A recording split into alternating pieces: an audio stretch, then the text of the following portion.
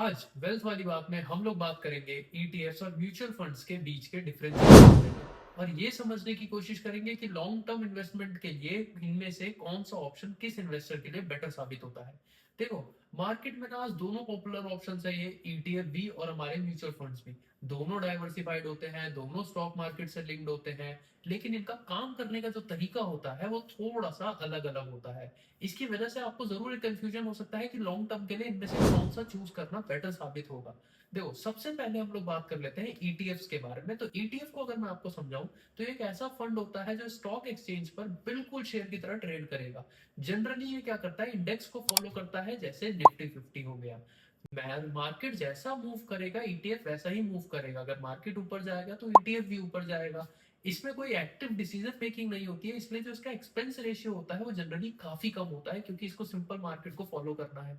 अब अगर mutual fund को मैं आपको समझाऊं तो उसमें क्या होता है, प्रोफेशनल फंड मैनेजर को हम अपना पैसा दे देते हैं और उस फंड मैनेजर की अब आगे रिस्पॉन्सिबिलिटी है कि वो रिसर्च करके डिसाइड करे कि कौन सा स्टॉक किसके लिए बेटर है, और वो ज्यादातर टाइम ट्राई करेगा मार्केट से बेटर रिटर्न्स निकालने का।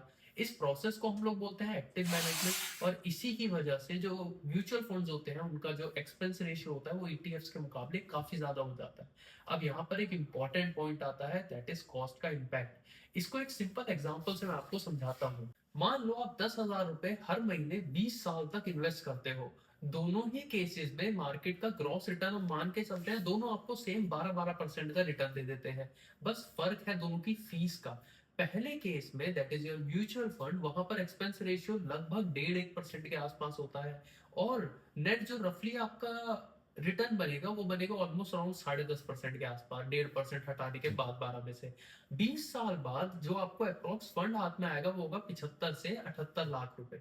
अब दूसरी तरफ अगर आप ईटीएफ का यूज करते हो तो वहां एक्सपेंस रेशियो है 0.2। नेट इंटरेस्ट यहां पर आपका बनकर आ जाएगा 11.7 से 11.8% के आसपास।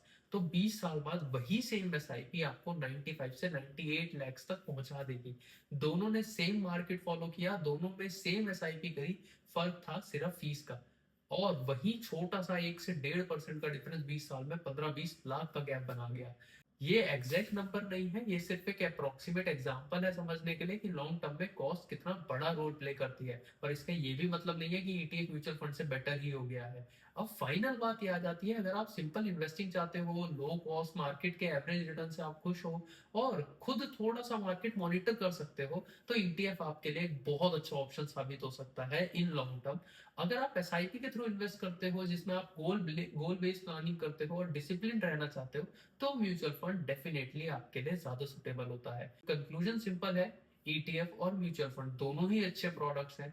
फर्क सिर्फ इतना है कि कौन सा प्रोडक्ट आपके गोल, टाइम होराइजन और रिस्क प्रोफाइल को मैच करता है। ऐसी ही सिंपल, प्रैक्टिकल और फाइनेंस की बातों के लिए आप वेल्थ वाली बात को जरूर फॉलो करें।